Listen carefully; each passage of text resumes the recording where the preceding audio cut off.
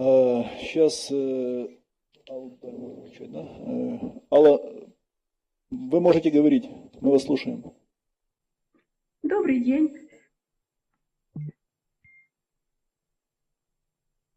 Да, мы вас слышим, вы можете говорить. Спасибо за приглашение. Мне очень приятно видеть здесь такое количество друзей Украины и нашей Ичкерии. Я вижу, что вы большим сочувствием относитесь к оккупации нашей страны. И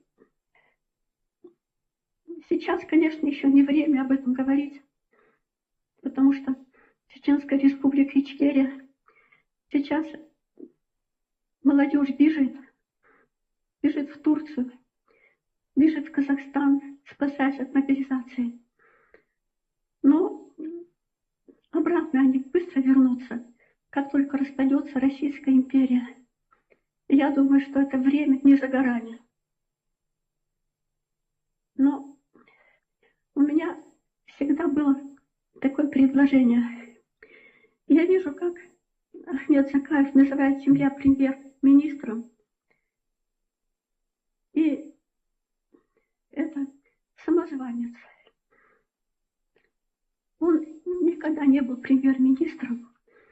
Просто сам провозгласил себя премьер-министром и главнокомандующим. Даже верховным главнокомандующим. Алла, очень большая просьба. Мы говорим сейчас о том, тема круглого стола не Ахмед Закаев, тема круглого стола проблемы и перспективы деоккупации Чеченской Республики Ичкерия. Давайте все-таки мы чеченские внутренние вопросы в сторону. Сейчас будем говорить о том, что надо практически сделать для того, чтобы деоккупировать вашу страну. Ну, чтобы деоккупировать, сейчас, я говорю, сейчас молодежь, почти все сбежали. А как вы знаете, молодежь — это авангард. Те, кто борется против оккупации. Люди пожилые имеют семьи, поэтому опасаются. Я считаю, что это пока преждевременно там что-то поднимать. Потому что время работает на нас. Когда Российская империя начнет распадаться, тогда народ сам поднимется. И тогда я думаю, что наши батальоны с Украины могли бы навести порядок.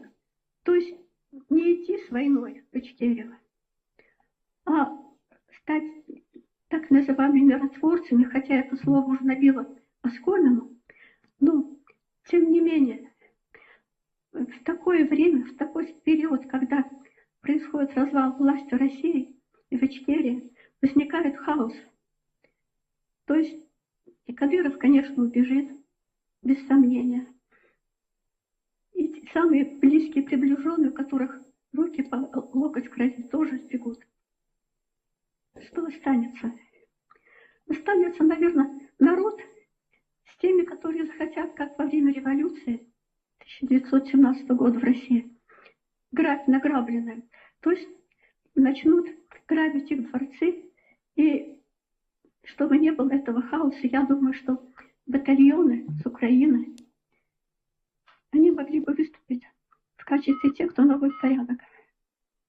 И еще, кроме того, можно было бы по районам, по кварталам назначить людей, а у чеченцев это очень принято, которые были бы за старших, то есть отвечали за порядком в данном квартале.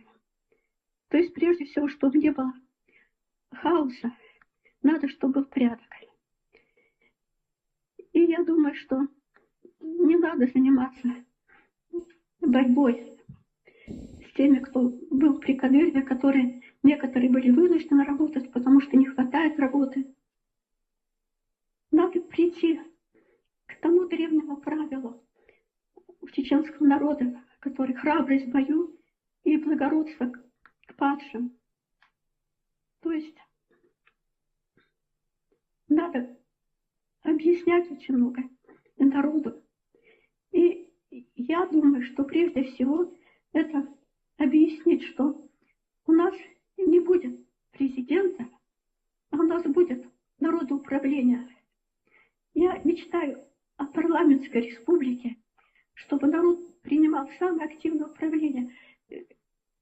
сам выбирал старейшин, как это было издавна, как это было 400 веков, когда чеченский народ вел сопротивление против Российской империи. И тогда это было названо самым демократическим проявлением в Европе. Так что тогда сами собой отпадут всякие самозванцы, те, которые мечтают стать президентом. Народ будет выбирать самых достойных в Верхнюю палату парламента, то есть Микхела, а нижняя палата будет из самых молодых образованных людей, которые получили образование в Европе.